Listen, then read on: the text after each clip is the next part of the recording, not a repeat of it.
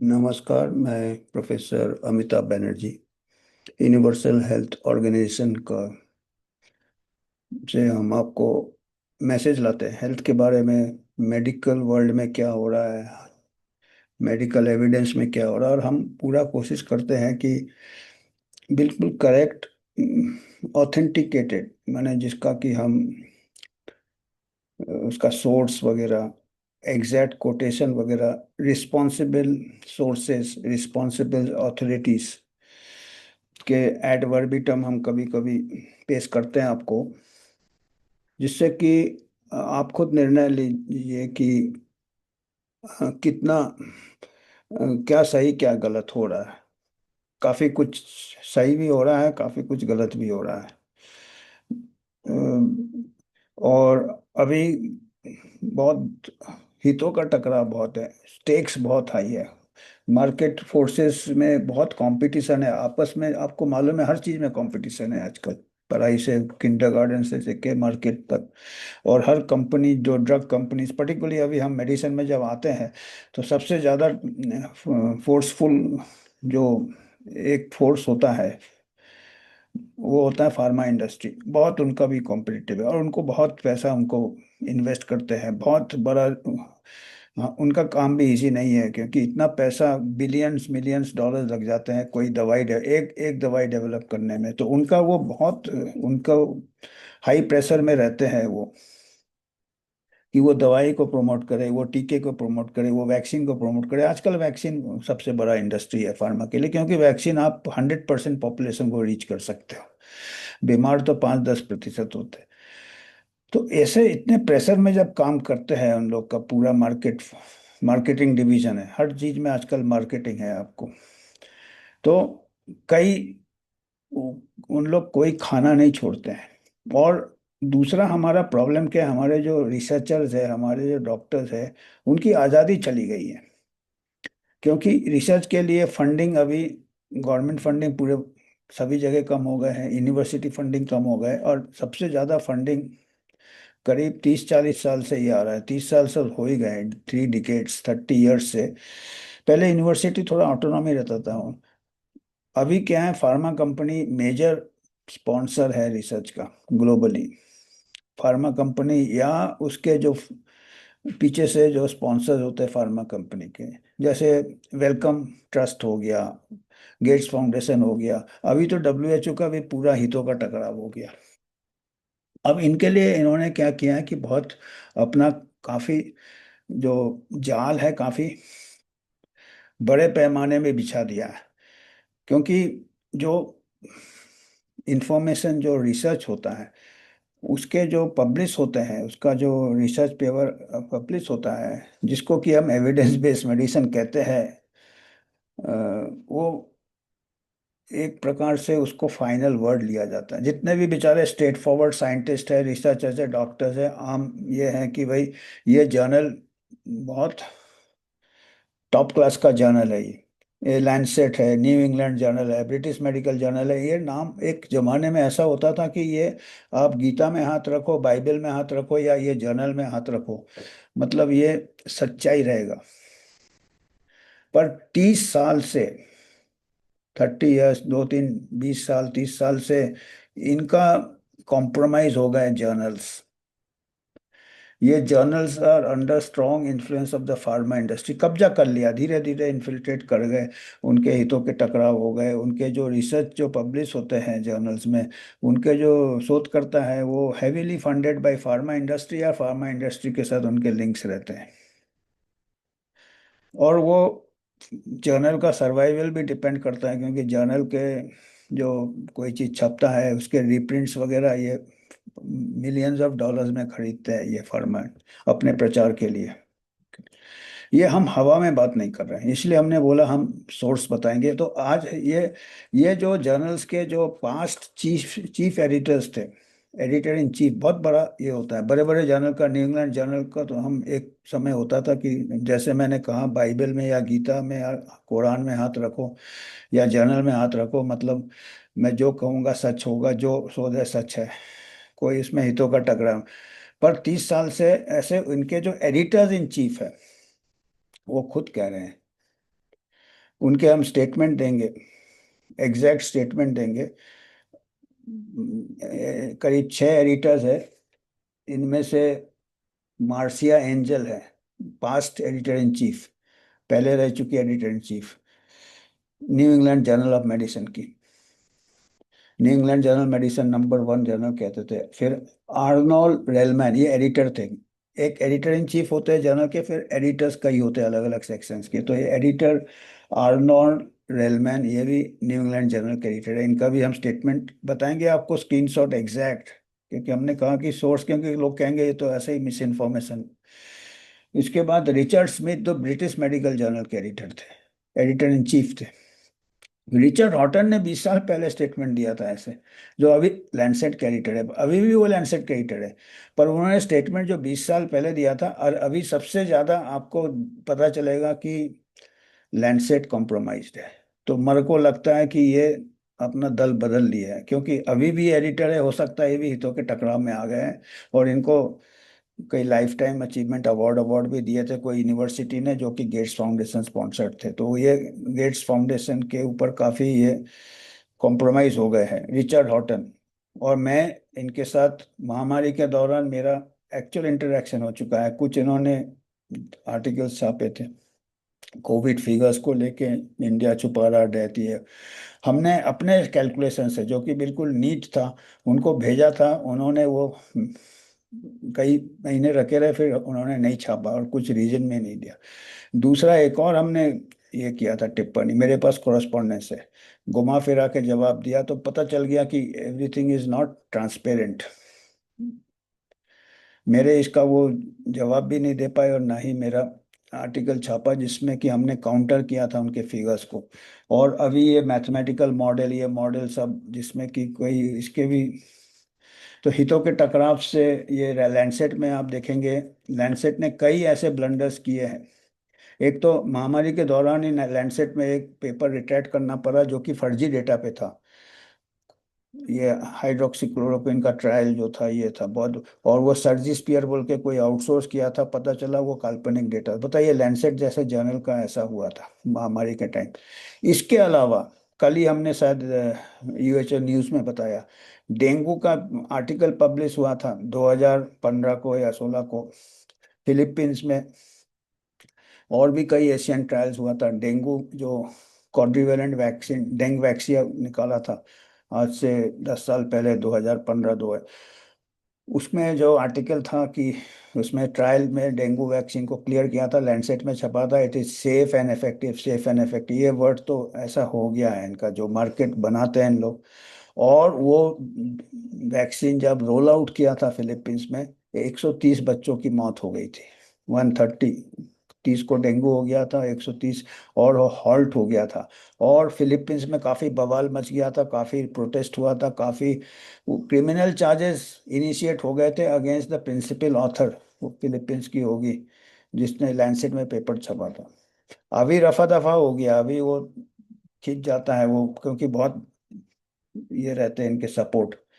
तो लैंसेट का अभी हमको लगता है कि रिचर्ड हॉटन जो कहते हैं, जो कहा था पहले 20 साल पहले, अभी उनकी कुछ मजबूरियां होगी, क्योंकि अभी भी है एडिटर, करीब 20 साल से एडिटर है। बाकी सब एडिटर्स एक्स एडिटर्स है, उन्होंने अपना स्टेटमेंट दिया कि कितना करप्ट हो गया है ये सब जर्नल्स के आर्टिकल्स। करप्ट है मतलब आप विश्वास नहीं कर सकते हैं इस पे। रिचर्ड हॉटन का हमने बता दिया। फिर फियोना गॉडली, ये ब्रिटिश मेडिकल जर्नल की ये भी एडिटर थी, एडिटर इन चीफ। एक तो रिचर्ड स्मिथ थे एडिटर इन चीफ, उसके बाद फियोना गॉडली थे। इनके भी स्टेटमेंट में दिया है कि कैसे हितों का टकराव हो रहे हैं जर्नल। और एक डग एल्टमैन है, ये स्टैटिस्टिशियन है, स्टैटिस्टिक्स कंसल्टेंट है टू ब्रिटिश मेडिकल जर्नल, और काफ़ी ये फेमस ये स्टेट, क्योंकि आजकल उसमें भी काफ़ी मैनिपुलेशन हो रहा है मैथमेटिकल मॉडल्स। और ये मॉडल उससे बताएंगे millions of life save, millions of ये उसी मैथमेटिकल मॉडल के ऊपर ही हमने एक टिप्पणी भेजा था रिचर्ड हॉटन को, एडिटर को, कि आपका मॉडल गलत है। जवाब नहीं दिया ना हमारा पॉइंट, जो कि साइंटिफिक इसमें होता है कि हमको अपने डेटा, डेटा के मॉडल काल्पनिक होते हैं उनके, जो इनपुट्स रहते हैं वो कोई वो एक प्रोजेक्शन होता है, हमने हार्ड डेटा से हमने उनको रिबट किया था, मॉडल को जवाब नहीं दिया। तो डग एल्टमैन, ये 6 लोगों का हम आपको स्क्रीनशॉट बताएंगे, एग्जैक्ट वर्ड्स। और इससे थोड़ा आप अंदाजा लगाइए कि हमारे को किस में बिलीव करेंगे। आप अपना कॉमन सेंस आप सरेंडर कर देते हैं कि ये जर्नल में लिखा, और ये जर्नल का बहुत बड़ा इम्पैक्ट होता है, साइंटिफिक कम्युनिटी में इम्पैक्ट होता है, कोर्ट ऑफ लॉ में इम्पैक्ट होता है। कल बता देंगे ये एविडेंस है, कल ये अपर एविडेंस को गलत तरीके से कलेक्ट किया है, एविडेंस के पीछे फार्मा कंपनी है, एविडेंस के पीछे हितों का टकराव है। ये सब हमारे लिए बहुत फिक्र वाली बात है। अभी आप देखिएगा, और हम इन्हीं जर्नल को सबसे ज़्यादा ये देते हैं। और ये इनके ये 6 लोग हैं हमने जो बताए हैं, अभी हम इनका एक एक करके थोड़ा इनलाज करके आपको बताते हैं। ये आपको शायद दिख नहीं रहा होगा छोटों में। ये है Marcia Angell, former editor in chief of New England journal of Medicine. इन्होंने कहा है, it is simply no longer possible to believe much of the clinical research that is published. हम बिलीव नहीं कर सकते, हम विश्वास नहीं कर सकते क्लिनिकल रिसर्च में। Rely on the judgement of trusted physicians और ऑथोरिटेटिव मेडिकल गाइडलाइंस। देखिए मेडिकल गाइडलाइंस भी कितने आते रहते हैं। आई टेक नो प्लेजर, उनको कोई ये बात बोलने में कुछ खुशी नहीं हो रही है। In this conclusion which I reached slowly and reluctantly over my 2 decades as editor of the New England journal of Medicine. 20 साल में इनको धीरे धीरे पता चला कि अंदर क्या क्या का डायनामिक्स है, क्या कुछ हितों का टकराव है। Marcia Angell, former editor in chief of the New England journal of medicine, इसको बड़े दुख के साथ इन्होंने कहा कि आप ट्रस्ट नहीं कर सकते। ये है आर्नोल्ड रेलमैन, ये भी editor New England journal of medicine के रह चुके हैं। ये medical profession is being bought, खरीद by the pharma industry. Pharma industry खरीद रहा है medical profession, not only in terms of practice of medicine but also in terms of teaching and research. बोला खाली मेडिकल प्रैक्टिस में ही नहीं खरीद रहा है, ये पढ़ाई में भी, जो मेडिकल कॉलेज में पढ़ाते हैं और मेडिकल कॉलेज में जो रिसर्च करते हैं उसको खरीद लिया है फार्मा इंडस्ट्री ने। The academic institutions of this country are allowing themselves to be paid agents of the pharma industry. Paid agents, बताइए, दलाल बन गए ये फार्मा इंडस्ट्री के क्या, academic institutions. I think it is disgraceful. Arnold Relman, former, खरीद लिया। अब देखिए अब दलाल बन गए कह रहे हैं फार्मा इंडस्ट्री के, ये जो एकेडमिक इंस्टीट्यूशंस है। ये रिचर्ड हॉटन है, जो मैं कह रहा था कि अभी तो खैर पहले कुछ कहा था, पर अभी उनको भी मजबूरी होंगी क्योंकि अभी भी ये actual serving editor in chief है, तो इनकी कुछ मजबूरियां होंगी। Much of the scientific literature perhaps half में बी अनट्रू। आधे से ज्यादा साइंटिफिक लिटरेचर, आधा साइंटिफिक लिटरेचर गलत है कह रहे हैं, अनट्रू है। मतलब अनट्रू मतलब फ्रॉड हो गया ना फिर तो। और कितना बड़ा ये है ये। Afflicted by studies with small sample sizes, tiny effects, invalid exploratory analysis and flagrant conflicts of interest, हितों का टकराव, together with an obsession for pursuing fashionable trends of dubious importance, science has taken turn towards darkness। विज्ञान अंधेरे की तरफ चला गया है ये कह रहे हैं। Richard Horton, editor in chief of the Lancet, अभी भी एडिटर इन चीफ है। रिचर्ड स्मिथ, ये ब्रिटिश मेडिकल जर्नल के एडिटर है, थे ये। Medical journals are an extension of the marketing arm of pharmaceutical companies. Extension counter बन गया कहते हैं फार्मा कंपनी का, medical journals. British medical journal के एडिटर इन चीफ। ये भी फियोना गॉडली, ये भी ब्रिटिश मेडिकल जर्नल की फॉर्मर एडिटर इन चीफ थी। ये कहते हैं, I think we have to call it what it is a corruption of the scientific process. Science corrupt हो गया कह रही है, बेईमानी आ गया साइंस में। It has led me and others to increasingly question the idea that the manufacturer of the drug could ever be considered the right people to evaluate the effectiveness and safety। ये कहती है जो manufacturer है, क्या उसी पे आप भरोसा कर सकते हैं? क्या वो इफेक्टिवनेस और सेफ्टी वही स्टडी करेगा? अभी जितने नए नए प्रोडक्ट निकल रहे हैं उन्हीं लोग स्पॉन्सर करते हैं, मैन्युफैक्चरर। उसका कहना है कि इंडिपेंडेंट बॉडी को करना चाहिए। कितना सिंपल सा एक लॉजिक है, जैसे थर्ड एम्पायर होना चाहिए क्रिकेट में। तो वो कहती है कि ये करप्ट है ये प्रोसेस। अभी ये रिचर्ड हॉटन का तो हमने बता दिया। ये एल्टमैन, डग एल्टमैन, ये स्टैटिस्टिकल एडवाइजर है ब्रिटिश मेडिकल जर्नल के। Poor quality of medical research is widely acknowledged, yet disturbingly, the leaders of the medical profession seem only minimally concerned about the problem and make no efforts to find a solution। कहते हैं research का quality बहुत poor है, और statistically, और हम भी इससे सहमत है। आजकल तो थोड़ा बहुत, पहले जो रिसर्च होता था फील्ड में जाके, आजकल वो भी नहीं होता। आजकल बैठ के मैथमेटिकल मॉडल बनाते हैं, लैपटॉप में मैथमेटिकल मॉडल बैठे बैठे बनाते हैं, काल्पनिक। तो अभी यहाँ से जाते हैं ट्रेन होने, अब देखा वो मॉडल बना के कितना, तो ये हमने सोचा कि ये आप लोगों को बता दें कि ये इनके स्टेटमेंट एड वर्बिटम हमने लिया है, और बड़े बड़े जिम्मेदार लोग हैं, बड़े बड़े जर्नल के ये। एक छोटा जर्नल हम भी एडिट करते हैं, इंटरनेशनल है, वो भी स्कोपस इंडेक्स्ड है, पर इन लोग का, हमारा जर्नल में सही ईमानदारी से भी कुछ छपेगा तो उसमें इतना विश्वास नहीं करेंगे लोग, उसको इतना वजन नहीं देंगे जितना कि ये लैंडसेट और बीएमजे और न्यू इंग्लैंड जर्नल पर। वहीं पे सबसे ज़्यादा टारगेट फार्मा इंडस्ट्री गए हैं, कि फार्मा इंडस्ट्री को भी मालूम है कि इसी जर्नल में जो लिख जाता है वो एक प्रकार से रिलीजियस वर्ड टेक्स्ट जैसे हो जाता है, एक प्रकार से पत्थर का लकीर हो जाता है। तो ये आज ये था, और आपको अगर कुछ योगदान देना है आप दे सकते हैं। हम एक इंडिपेंडेंट वॉच डॉग है, और कोई हम हितों के टकराव से दूर रहते हैं, तो इसलिए हम कोई फार्मा, हमारा जर्नल में भी कोई फार्मा इंडस्ट्री का हम स्पॉन्सरशिप नहीं लेते, ना कोई एडवर्टीजमेंट्स लेते हैं, ना कोई है। तो हम बिल्कुल न्यूट्रल बॉडी है, तो आपको हम ऐसे खबर लाते हैं, आप कुछ भी कंट्रीब्यूट कर सकते हैं। तो आज हमको इतना ही कहना था। तो ये अभी ऐसा है कि अभी हम किस चीज़ पे विश्वास करेंगे, किस चीज़ पे विश्वास करेंगे? जब माझी नाव डुबोए तो कौन बचाए, पानी आग लगाए तो कौन बचाए। जब मेडिकल जो एक सरस्वती होता था, न्यू इंग्लैंड जर्नल, लैंसेट, ये हम पूछते थे, अभी वो पूरा कैप्चर हो गया है।